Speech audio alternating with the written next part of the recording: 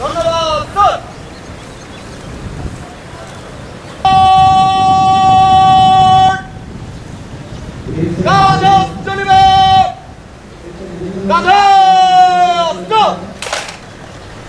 শিল্পক্ষেত্রে যে অস্থিরতাটা তৈরি হয় এখানে আসলে অনেক স্টেক হোল্ডার, তো এখানে আমরা দেখেন 5ই আগস্টের পরে আমরা একটা বৈষম্যহীন নতুন বাংলাদেশ গড়ার আন্দোলনে আমরা আছি। আমরা এই সমাজটাকে স্টেবল করার জন্য, বৈষম্যহীন নতুন বাংলাদেশ করার জন্য এই ইন্টারিম গভর্নমেন্ট চেষ্টা করে যাচ্ছে। তো এইখানে যাদের স্বার্থে আঘাত লেগেছে নিশ্চয়ই তাদের মধ্যে অনেকে সংক্ষুব্ধ। এই ঈদে জামা জুতো অ্যাকসেসরিজের ডিসকাউন্ট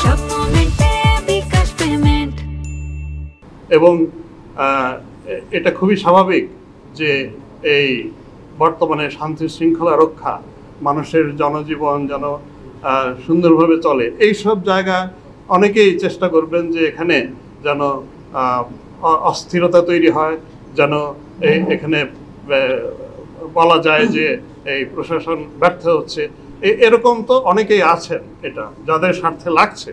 তো এটা খুব স্বাভাবিক।